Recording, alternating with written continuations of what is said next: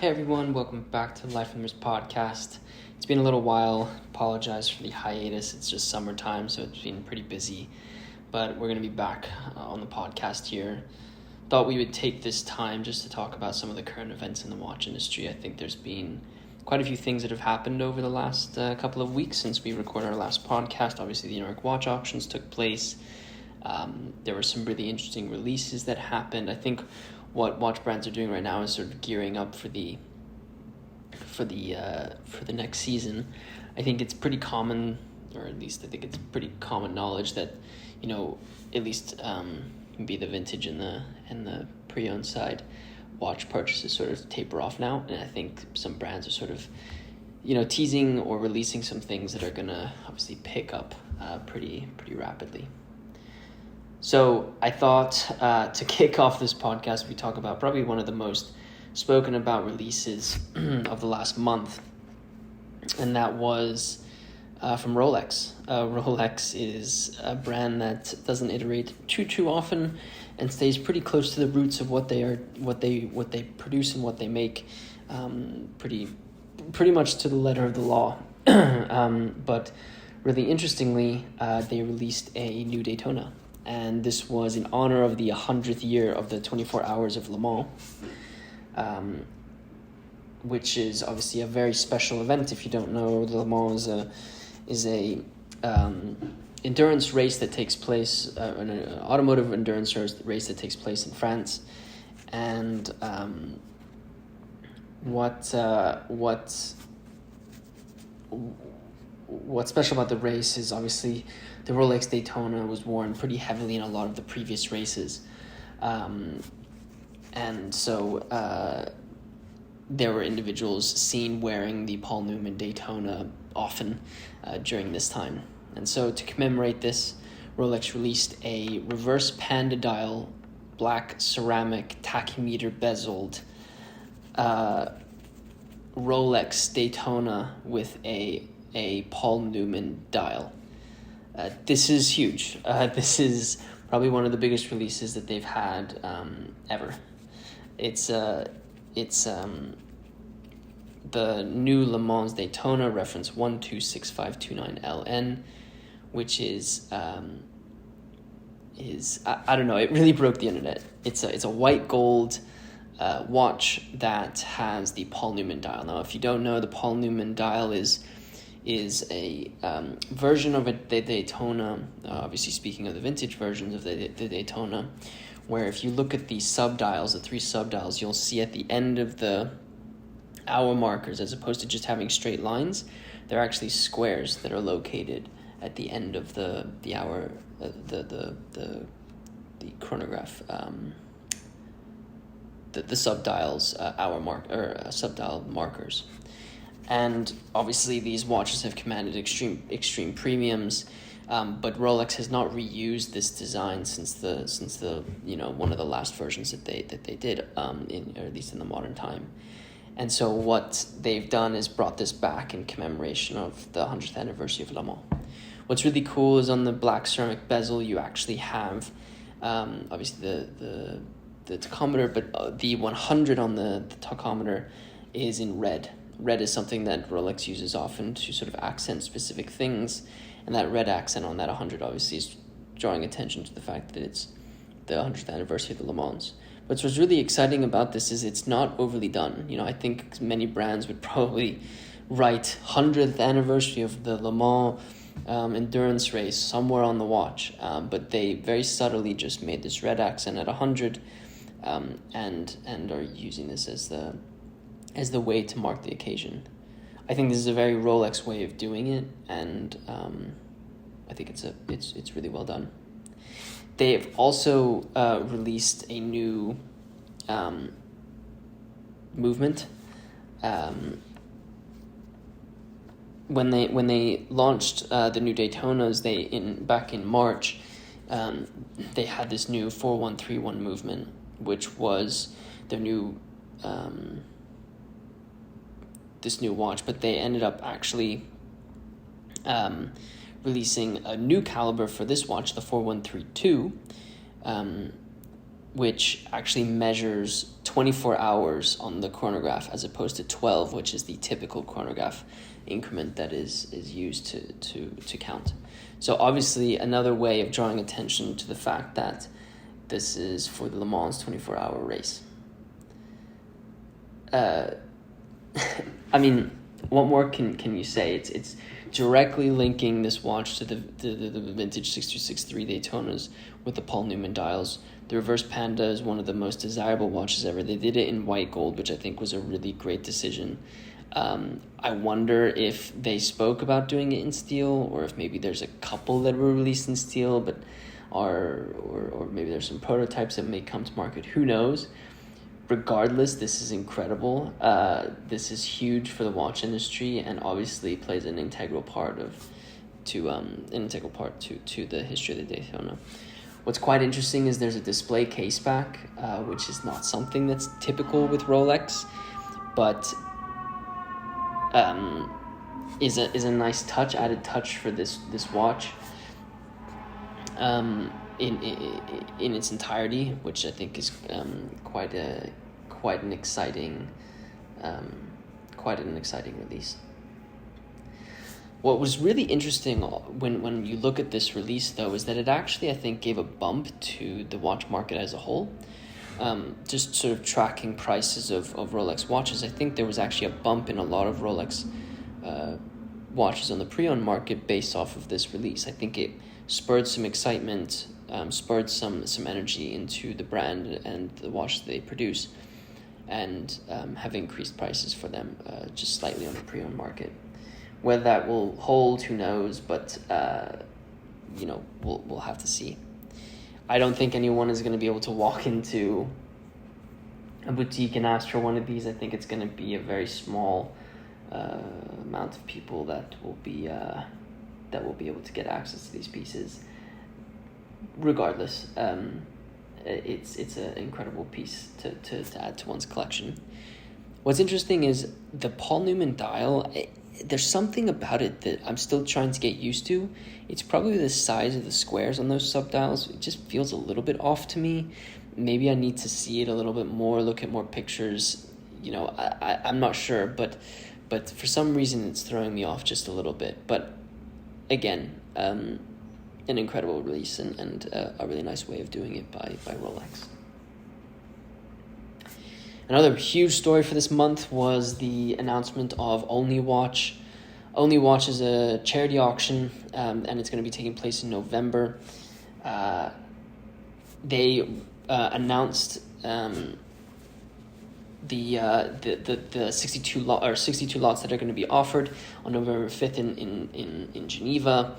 This Only Watches was founded by Luc Petavino in 2005 to raise funds for muscular dystrophy, and many watch brands take part in this. And really what they end up doing is these unique watch brands create these unique pieces that are auctioned off, and obviously it's for charity, so you find people who are bid fairly high amounts for this. I think it's a great cause and a great way to integrate watches with charity events. I'll discuss a couple of the lots that I thought were interesting and a couple of the lots that I'm excited to see what will actually happen. I'll actually start with those. MB&F and H. Moser announced this pretty interesting collaboration for Only Watches and teased this sort of poster, which is really frustrating because I want to see what it actually is. We'll have to wait and see what they end up coming up with. Recepi and Patek Philippe also have not fully announced what they are going to be releasing, but they have announced sort of conceptually what it is. So we have to wait and see for those two brands, which are fairly integral parts of the brand. Audemars Piguet released is offering the Royal Oak Flying Tourbillon Open Worked Only Watch Edition, which is Flying Tourbillons is like their bread and butter. It seems they do this really, really well. It's a 41 millimeter cased watch with a ceramic bracelet with the caliber 2972 open work movement, which is finished with a really nice blue color. It's in white gold, and is really very similar to other watches that they've produced, but the finishing obviously kind of makes it stand out. This is going to go for of course a really high number. I think one of the best pieces, and something that's probably going to get a ton of press and a ton of interest, is the Bulgari Octofinissimo tourbillon in marble. So the Octofinissimo tourbillons are honestly, I think, one of the best watches to come out in the last let's say 15-20 years. They've got a DLC treated titanium case that has this really nice green marble layer over the top of it. So it has a really unique sort of green look to it. The dial has the same marble finish to it. At 6 o'clock, it's got this flying tourbillon from the BVL 268 movement, which is the world's thinnest manual wind flying tourbillon. If you thought the Bulgari Octofinissimo was getting a ton of press before this is obviously going to be a complete limited. Like, this is the ultimate when it comes to the Octofinissimo line. I cannot imagine this going for under $500,000 Swiss francs. Easily is going to be more than that, because I think this is where collectors are looking to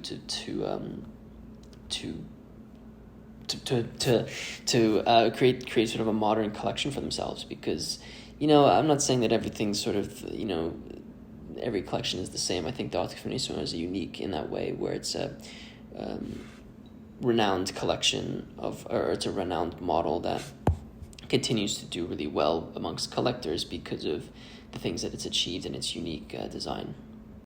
Tag Heuer also had a pretty nice showing for this auction. They've released the Monaco split second watch, which obviously has the Monaco square case to it, in titanium, and has the TH81-00 automatic split second chronograph with a sapphire case back and sapphire dial.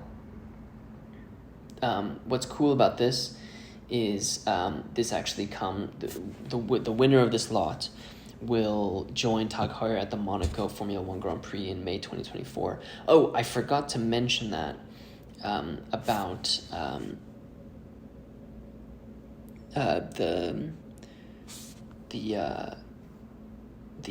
I forgot to mention that about the Bulgari watch. So winning the Bulgari Octofinissimo in marble will also come with a one-night stay in Bulgari's newest hotel in Rome, which I think is a nice little add-on. It's kind of, it reminds me of NFTs. I don't know why, but you know how if you buy an NFT, sometimes it comes with something else tangible. It reminds me of that, which was cool.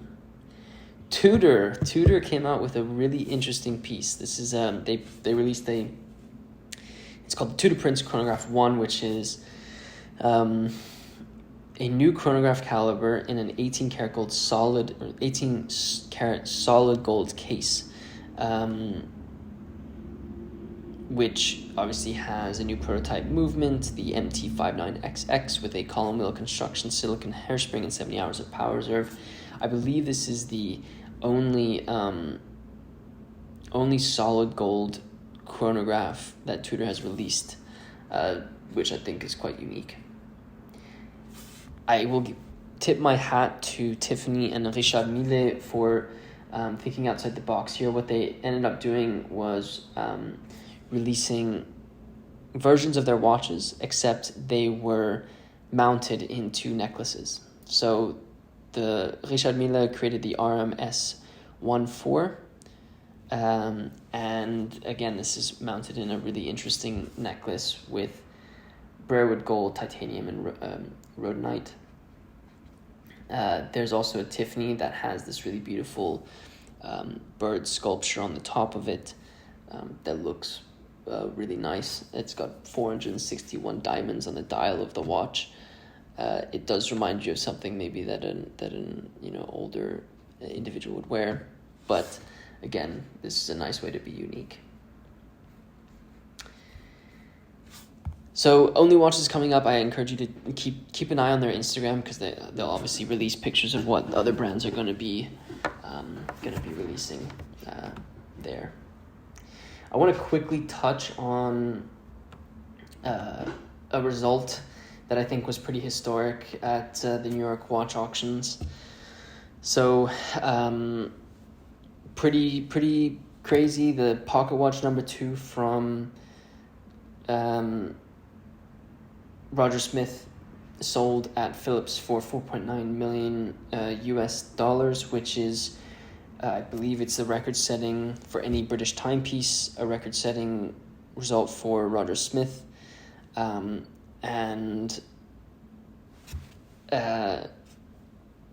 it was really cool. I had the opportunity to be in the room when that watch was auctioned off, and it was obviously a really great accomplishment and a nice sort of bidding to watch go by. But there were many other really great results that happened.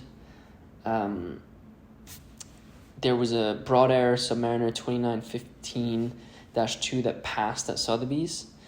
There was another one that sold for $53,000 at Phillips. Jack Schweigert's commemorative gold Speedmaster sold for $152,400 US dollars.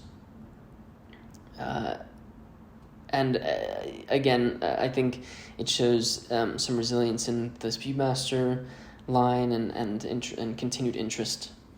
There was also a really cool Gilbert Albert 3424 that sold at Sotheby's for $203,200, while the estimate was $20,000 to $30,000. I think that estimate was a little bit low, but yeah, it is what it is. I'm trying to think of some of the other lots that I thought were interesting from the auctions that I watched. Can't think of anything off the top of my head, but I will say that I do think that what New York auction sort of showed to me was the continued resilience that vintage watches have in the auction scene. I think they're kind of like the steady buy. I think something that people forget a lot is that, you know, modern watches are not finite if they're still in production. Vintage watches are, and finding vintage watches of specific quality is an even more finite resource. You know, every day one of those watches is worn.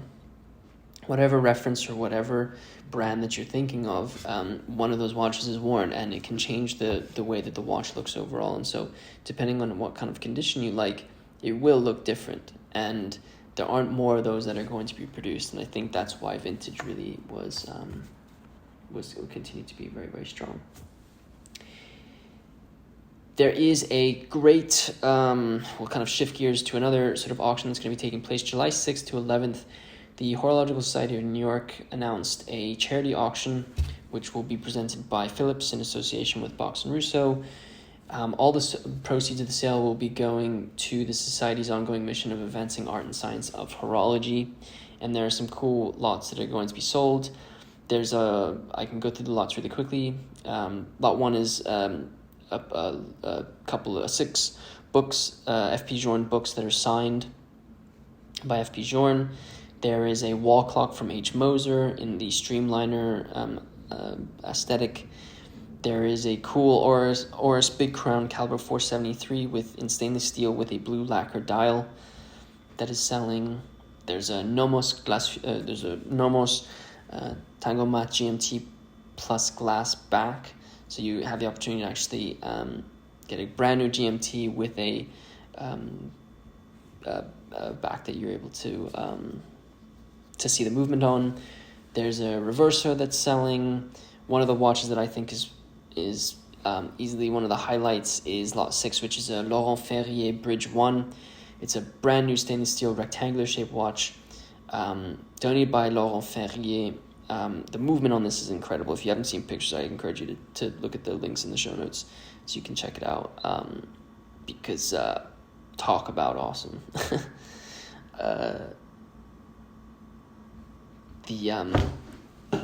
the watch, the obviously the cause is great, and if you're interested in watches, it's worth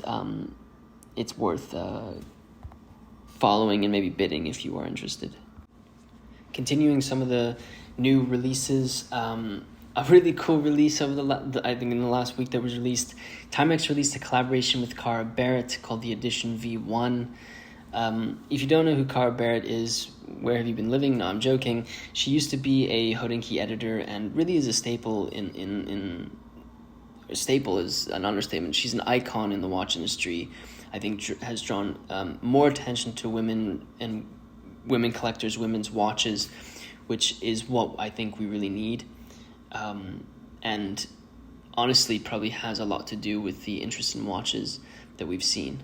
So huge figure in the watch industry. So she was an editor at Hodinkee. I think she spent some time at auction houses as well, but she's now collaborated with Timex on this piece that is called the Edition V1. The watch itself is really, really beautiful. It's a 36 millimeter stainless steel watch with a cabochon on the crown, blue, so really light blue dial. It's, I think, something that Cara really, really likes. It's got these really nice brigade numbers that are very similar to those used on Patek Calatravas. It has a hand-wound movement in it and is, in my opinion, a really beautiful collaboration with someone who I would consider an icon in the industry.